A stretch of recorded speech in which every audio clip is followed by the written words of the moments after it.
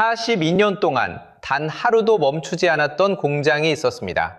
그 공장이 끝내 불을 끕니다. 그런데 이 도시를 떠나는 건 그 공장 하나가 아니었습니다. 바로 광주입니다. 42년 동안 하루에 음료 24만 캔을 찍어내던 라인, 롯데칠성 광주 공장이 가동을 멈춥니다. 회사는 생산 효율화라고 설명했습니다. 하지만 여러분, 떠난 건 이 공장만이 아닙니다. 코스트코도 7천억 원을 들고 왔던 신세계도 이미 이 도시의 문을 두드리다 발길을 돌렸습니다. 그 사이 광주 도심의 한복판, 금남로와 충장로의 사무용 빌딩은 절반 가까이가 텅 비었습니다. 공실률 44.83%, 전국에서 두 번째입니다. 그리고 지난해 광주의 인구는 21년 만에 140만 명 선이 무너졌습니다. 큰 기업이 하나둘 빠져나가고 거리가 비고 사람이 떠나는 도시. 도대체 무슨 일이 벌어지고 있는 걸까요?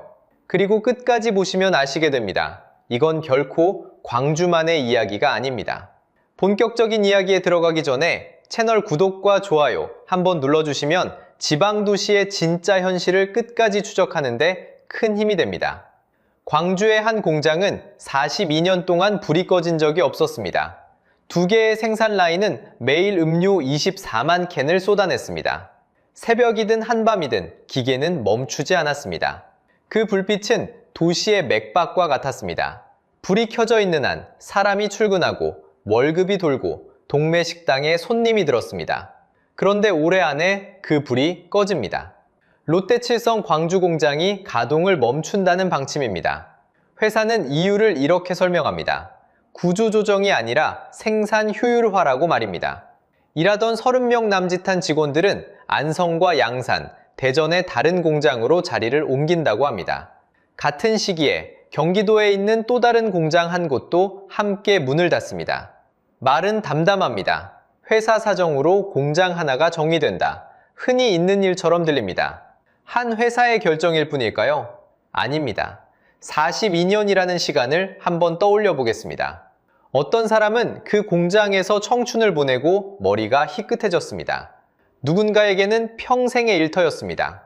한 집의 가장이 다니던 직장이 사라진다는 건 그 집의 저녁 식탁이 통째로 흔들린다는 뜻입니다. 자녀의 학원비가 흔들리고 단골 식당의 매출이 흔들립니다. 공장에 불이 꺼지는 건 그래서 단순한 숫자가 아닙니다. 그 불빛에 기대 살던 수많은 사람의 일상입니다. 여기까지였다면 그저 안타까운 소식 하나였을 겁니다. 그런데 이상한 점이 있습니다. 떠난 건 롯데만이 아니었습니다. 광주는 전국 5개 광역시 가운데 단 한 곳, 창고형 할인 매장도 복합 쇼핑몰도 들어서지 않은 도시입니다. 부산에도 대구에도 있는 그 큰 매장들이 유독 이 도시에만 없습니다. 코스트코가 들어오려다 발길을 돌렸습니다. 신세계가 대형 복합몰을 지으려다 결국 무산됐습니다. 한두 곳이 아닙니다. 줄줄이 약속이라도 한 듯이 이 도시를 비켜갔습니다. 이쯤 되면 질문이 바뀝니다. 왜 하필 이 도시일까요? 회사 한 곳의 사정으로는 설명되지 않는 일이 한 번이 아니라 계속 반복되고 있습니다. 우연이라 부르기에는 방향이 너무 같습니다. 무언가가 기업들로 하여금 같은 선택을 하게 만들고 있다는 뜻입니다. 기업이 한 도시에 들어올지 말지를 정할 때 가장 먼저 보는 건 사람입니다. 그 도시에 물건을 살 사람이 충분한가, 일할 사람이 모이는가. 그 계산기를 두드린 기업들이 하나같이 발길을 돌렸다면 답은 하나로 좁혀집니다. 이 도시에서 무언가가 조용히 빠져나가고 있다는 것입니다. 그게 무엇인지 우리는 곧 거리에서 확인하게 됩니다. 지금 우리가 보고 있는 건 공장 하나에 불이 꺼지는 장면이 아닙니다. 한 도시가 천천히 비어가는 과정의 가장 앞장면일지도 모릅니다. 기업이 떠난 자리에서 도시는 어떻게 변했을까요? 말로만 듣던 그 변화를 직접 확인해 보겠습니다. 지금부터 거리로 나가 보겠습니다. 광주의 옛 중심가 금남로와 충장로입니다. 한때 이 도시에서 가장 붐비던 거리였습니다. 약속을 잡으면 을에 이곳에서 만났습니다. 그런데 지금 그 거리를 걷다 보면 이상한 풍경이 눈에 들어옵니다. 건물마다 붙은 빨간 종이, 임대라고 적힌 현수막입니다. 한두 곳이 아닙니다. 한 집 건너 한 집, 어느 골목은 통째로 불이 꺼져 있습니다. 셔터가 내려진 가게 앞에는 먼지가 쌓이고 유리문 안쪽은 텅 비어 있습니다. 사람의 온기가 느껴지지 않는 거리, 마치 도시가 숨을 멈춘 것 같습니다. 이게 과장일까요? 숫자가 모든 걸 말해줍니다. 금남로와 충장로에 있는 6층 이상 건물들, 그 빈 사무실 비율이 44.83%입니다. 10곳 중 4, 5곳이 비어 있다는 뜻입니다. 이건 전국에서 두 번째로 높은 수치입니다. 한 도시의 가장 번화한 중심가가 이렇습니다. 더 무서운 건 추이입니다. 1년여 전 35.64%였던 빈 사무실 비율은 44.89%로 뛰더니 45.04%까지 올랐고 지금도 44.83%에 머물러 있습니다. 잠깐 나빠진 게 아니라 1년 넘게 40%대 중반에 고착된 겁니다. 이건 도시의 빈혈 수치입니다. 한 번 빠진 피가 좀처럼 돌아오지 않고 있습니다. 여기서 충격적인 사실이 하나 있습니다. 건물주들이 손을 놓고 있었던 게 아니라는 겁니다. 충장로에서는 건물주를 설득해 임대료를 내렸습니다. 그것도 최대 70%까지. 반값도 아니고 정가의 3분의 1 가격입니다. 반값 세일을 넘어선 파격가에 가게 자리를 내놓은 셈입니다. 그런데도 들어오는 사람이 없었습니다. 자, 여기서 한번 생각해 봐야 합니다. 가게가 안 나가면 보통 값을 내립니다. 값을 내려도 안 나간다면 그건 가격 문제가 아니라는 신호입니다. 임대료를 내려도 안 들어온다면 문제는 가격이 아니라 다른 데 있다는 뜻입니다. 빈 거리는 옛 중심가만의 일이 아닙니다. 빈 자리는 점점 번져갑니다. 젊은이들이 모이는 전남대 인근, 중형과 대형 상가의 공실률은 37.11%에 이릅니다. 학생들이 오가는 거리마저 셋 중 하나는 비어 있습니다. 그렇다면 새로 떠오른 곳은 괜찮을까요? 광주에서 가장 기대를 모았던 첨단지구, 이곳마저 흔들리고 있습니다. 빈 상가 비율이 11.1%에서 13.7%로 올랐습니다. 한 자릿수를 지키던 신흥상권에도 빈자리가 늘기 시작한 겁니다. 옛 도심에서 시작된 공백이 대학가로 다시 신도심으로 번지고 있습니다. 광주 전체로 넓혀봐도 그렇습니다. 2026년 1분기 기준 사무실은 18.9%가, 상가는 15.7%가 비어 있습니다. 특정 골목의 문제가 아니라 도시 전체에서 같은 일이 벌어지고 있는 겁니다. 여러분, 빈거리는 단순히 장사가 안 된다는 이야기가 아닙니다. 가게가 빈다는 건 결국 그 가게를 채울 사람이 사라지고 있다는 신호입니다. 손님이 사라지고 일하던 사람이 사라지고 그 도시에 살던 사람이 사라지고 있다는 신호입니다. 그래서 다음 단서는 거리가 아니라 사람입니다. 가게가 비는 진짜 이유는 따로 있었습니다. 그 가게를 채워야 할 사람이 사라지고 있었던 겁니다. 여기서 두 번째 단서가 나옵니다. 바로 인구입니다.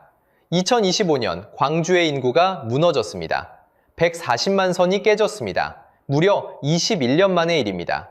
더 충격적인 건 속도입니다. 통계청이 예상했던 것보다 무려 5년이나 빨랐습니다. 그리고 그 흐름은 지금도 멈추지 않았습니다.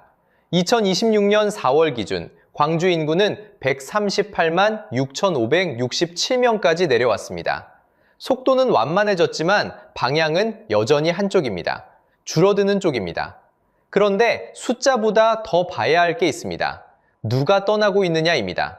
답은 청년입니다. 도시의 가장 젊은 사람들이 먼저 짐을 쌌습니다. 2024년 한 해에만 20대와 30대 5,860명이 광주를 떠나 수도권으로 향했습니다. 이건 한 해만의 이야기가 아닙니다. 2020년 이후로 매년 5,000에서 6,000명씩 도시의 청년이 빠져나갔습니다. 그 결과 도시의 체온이 식어갔습니다. 전체 인구에서 청년이 차지하는 비중은 27.29%에서 24.8%로 내려앉았습니다. 도시가 늙어간다는 뜻입니다. 새로 채워질 사람보다 빠져나가는 사람이 더 많다는 뜻입니다. 여기서 꼭 짚고 싶은 게 있습니다. 청년들은 게을러서 떠난 게 아닙니다. 일할 곳이 없어서 떠난 겁니다. 일자리를 찾아 나선 발걸음이었습니다. 정든 동네를 등지는 일이 어떻게 쉬운 결정이었겠습니까? 남고 싶어도 남을 수가 없었던 겁니다. 자, 그럼 이제 앞에서 본 단서들을 한 줄로 이어보겠습니다. 일자리가 줄어드니 청년이 떠납니다. 청년이 떠나니 도시의 지갑이 얇아집니다. 사줄 사람이 없으니 가게가 문을 닫습니다. 가게가 닫으니 일할 자리가 또 사라집니다. 그러면 남은 청년마저 다시 짐을 쌉니다. 떠나면 소비가 줄고, 소비가 줄면 가게가 닫고, 가게가 닫으면 일자리가 줄고, 일자리가 줄면 또 떠납니다. 한 바퀴를 돌 때마다 도시는 조금씩 더 비어갑니다. 이것이 바로 광주를 비워내고 있는 진짜 빌런입니다. 사람이 아닙니다. 특정 동네의 잘못도 아닙니다. 스스로 굴러가며 점점 빨라지는 악순환의 고리입니다. 마치 마개가 빠진 욕조와 같습니다. 물을 아무리 부어도 빠지는 구멍을 막지 못하면 욕조는 끝내 바닥을 드러냅니다. 광주의 공실률도 인구도 결국 이 하나의 구멍에서 새어나가고 있었던 겁니다. 한 바퀴, 또 한 바퀴, 고리가 돌수록 구멍은 더 커졌습니다. 그러니 이건 누구의 잘못이 아닙니다. 게으름의 문제도 아닙니다. 구조의 문제입니다. 한번 돌기 시작하면 스스로는 멈추기 어려운 구조의 문제입니다. 그렇다면 답은 간단해 보입니다. 빠져나가는 구멍을 막으면 됩니다. 큰 기업을 다시 들이고 사람들이 머물 이유를 만들면 되지 않을까요? 그런데 바로 여기서 이 영상에서 가장 뼈아픈 장면이 나옵니다. 광주는 전국 5대 광역시 중 유일한 도시입니다. 복합 쇼핑몰도 창고형 할인 매장도 들어와 있지 않은 유일한 곳입니다. 다른 광역 시민에게는 당연한 코스트코, 당연한 대형 복합몰이 이 도시엔 없습니다. 왜 없었을까요? 들어오려 했던 기업이 없어서가 아닙니다. 2015년 신세계가 7천억 원짜리 복합몰을 추진했습니다. 특급 호텔 200실에 백화점과 면세점을 더한 대형 사업이었습니다. 그러나 2년을 끌다 끝내 무산됐습니다. 코스트코도 입점을 추진하다 발길을 돌렸습니다. 지금은 서광주역 부지로 다시 문을 두드리고 있습니다. 이 대목에서 한 가지를 분명히 짚고 가야 합니다. 이 무산을 두고 누구를 탓하려는 게 아닙니다. 반대의 명분은 줄곧 하나였습니다. 소상공인을 지키자, 골목 상권을 살리자는 것이었습니다. 그 고민 자체는 정당했습니다. 대형 매장 하나가 동네 가게 수십 곳의 손님을 빨아들이는 모습을 우리는 너무 많이 봐왔으니까요. 큰 가게가 들어오면 작은 가게가 문을 닫는다는 걱정은 결코 이상한 게 아니었습니다. 그런데 여기서 잔인한 역설이 시작됩니다. 골목을 지키려 했습니다. 그런데 정작 그 골목을 채워줄 손님들이 도시를 떠나버린 겁니다. 지킬 가게는 남았지만 그 가게에 들어설 사람이 사라졌습니다. 앞서 본 숫자가 그것을 말해줍니다. 인구는 140만 선이 무너졌고 청년은 해마다 수도권으로 떠났습니다. 빌딩 10곳 중 4, 5곳이 비었습니다. 지키려던 골목과 그 골목의 손님, 둘 중 하나를 잃은 게 아니라 결국 둘 다 위태로워진 겁니다. 이건 누군가의 잘못된 선택이 아닙니다. 한쪽을 지키면 다른 쪽이 흔들리는 구조 자체가 놓아둔 함정이었습니다. 문제는 여기서 끝나지 않습니다. 도시 스스로 큰 일자리를 만들어내는 힘도 약했습니다. 광주의 대표 일자리 사업인 광주 글로벌 모터스를 보면 분명해집니다. 이곳은 지자체와 기업, 노동계가 손잡은 합작으로 세운 공장입니다. 자력으로 대기업 공장을 끌어오기 어려우니 여럿이 힘을 모아 일자리를 임의적으로 만들어낸 겁니다. 누적 20만 대를 생산했고 지난해엔 6만 대가 넘는 차를 만들어 그중 75%를 수출했습니다. 성과는 분명합니다. 그러나 뒤집어 보면 이렇게까지 해야 제조 일자리 하나가 유지된다는 뜻이기도 합니다. 지갑 사정도 다르지 않습니다. 광주의 재정 자립도는 35.52%까지 떨어졌습니다. 최근 5년 만에 가장 낮은 수치입니다. 쉽게 말하면 100원을 쓸 때 스스로 벌어들이는 돈은 35원뿐이라는 뜻입니다. 한 해 살림 규모를 보여주는 GRDP도 약 49조 원으로 전국에서 하위권에 머뭅니다. 여기에 또 하나 보이지 않는 구멍이 있습니다. 도시에서 번 돈이 도시 안에서 돌지 않고 바깥으로 빠져나가는 흐름입니다. 한국은행이 신용카드 사용 내역으로 이 소비의 흐름을 들여다본 연구가 있습니다. 광주에서 번 돈이 수도권 지갑으로 새어나가는 구조가 확인된 겁니다. 살만한 큰 매장이 없으니 큰 소비는 다른 도시에서 합니다. 동네에서 번 돈이 다른 도시의 계산대로 빠져나가는 셈입니다. 이제 악순환의 정체가 또렷해집니다.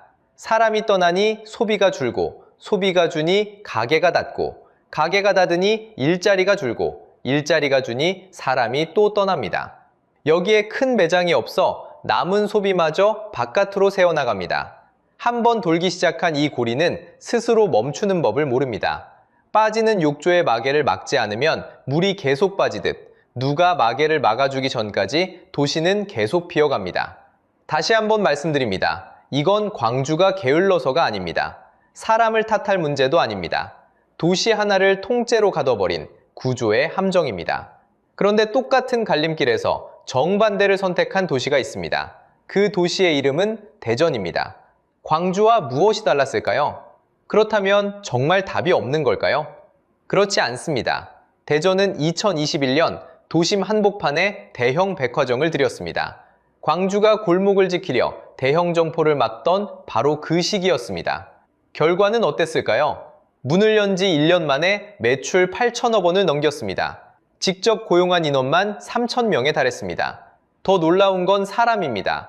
첫 해 방문객이 2,400만 명이었습니다. 대전 시민 전체가 16번씩 다녀간 셈입니다. 그런데 여기서 중요한 차이가 있습니다. 이 손님들이 백화점 안에서만 돈을 쓰고 돌아간 게 아니라는 점입니다. 근처 빵집과 전통시장에도 손님이 몰렸습니다. 큰 가게가 손님을 끌어모으자 옆 골목 가게까지 덕을 본 것입니다. 우리가 흔히 걱정하던 그림과는 정반대였습니다. 대형 점포가 들어오면 골목이 무너진다고 했지만 대전에서는 큰 가게가 골목으로 손님을 흘려보냈습니다. 여기서 오해는 없어야 합니다. 대전이 잘났고 광주가 못났다는 이야기가 아닙니다. 광주가 골목을 지키려 했던 그 고민 자체는 정당했습니다. 다만 한 가지는 분명해 보입니다. 큰 가게를 들이는 일과 골목을 지키는 일이 반드시 둘 중 하나만 골라야 하는 문제는 아니었다는 것입니다. 그리고 광주에도 조심스럽지만 변화의 조짐이 보이기 시작했습니다. 지난해 11월 도심 옛 공장 부지에 대형 백화점 공사가 시작됐습니다. 문을 여는 시점은 2029년 상반기로 잡혀 있습니다. 공사비만 1조 5천억 원 안팎으로 추산됩니다. 문을 열면 한 해 3천만 명이 찾을 것으로 기대됩니다. 얻은 산에는 또 다른 대형 복합시설이 추진되고 있습니다. 2026년 착공에 2030년 준공을 목표로 절차가 진행 중입니다. 광주형 일자리로 만든 자동차 공장도 올해 역대 가장 많은 6만 1,200대 생산을 목표로 잡았습니다. 반도체 기업 한 곳은 첨단지구에 약 1조 원 규모의 투자를 검토하고 있습니다. 성사되면 일자리가 1,000명가량 늘어날 수 있다고 합니다. 다만 여기서 분명히 짚을 게 있습니다. 지금 말씀드린 것들은 대부분 공사 중이거나 추진 중이거나 검토 단계라는 점입니다. 특히 1조 원 투자는 아직 확정된 게 아닙니다. 검토하고 있다는 단계까지입니다. 착공과 완공은 다릅니다. 검토와 결정도 다릅니다. 그래서 우리는 기대하되 신중해야 합니다. 그럼에도 분명한 사실이 하나 있습니다. 마개를 막으면 욕조는 다시 차오릅니다. 빠져나가던 사람과 돈을 붙잡을 무언가가 생기면 비어가던 도시도 다시 채워질 수 있다는 뜻입니다. 광주가 갇혔던 건 게으름이 아니라 구조였고 구조는 바꿀 수 있는 것이기 때문입니다. 그런데 이 이야기를 광주만의 이야기로 들으면 안 되는 이유가 있습니다.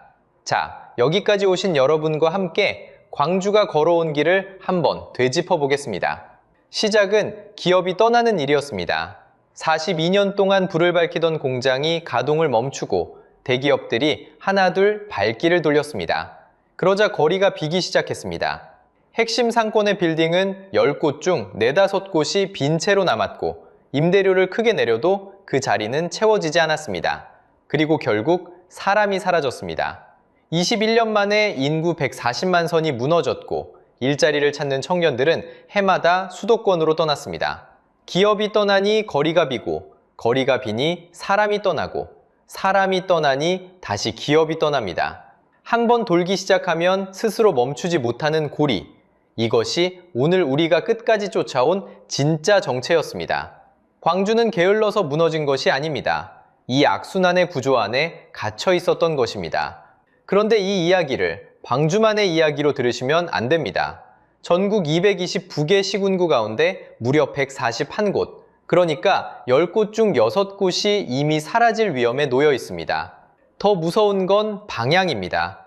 새롭게 위험 단계에 들어선 지역의 상당수가 이제는 시골이 아니라 광역시의 구와 군입니다. 소멸은 시골에서 시작해 도시 외곽으로, 그리고 도시 한복판으로 북상하고 있습니다. 광주의 140만 붕괴는 그 흐름이 광역시까지 닿았다는 가장 먼저 켜진 신호등인 셈입니다. 그래서 다시 한번 말씀드립니다. 이건 광주만의 이야기가 아닙니다. 오늘 광주에서 본 그 신호가 내일 여러분이 사는 도시의 거리에서 똑같이 켜질 수 있습니다. 그래서 여러분께 여쭤보고 싶습니다. 요즘 여러분 동네의 상가는 어떤가요? 임대 현수막이 부쩍 늘지는 않았나요? 댓글로 여러분 동네의 이야기를 들려주세요. 여러분의 한 줄이 지금 어디서 무슨 일이 벌어지고 있는지 보여주는 가장 생생한 지도가 됩니다. 이런 이야기를 놓치고 싶지 않으시다면 구독과 좋아요, 그리고 알림 설정 부탁드립니다. 다음 영상에서 또 찾아뵙겠습니다.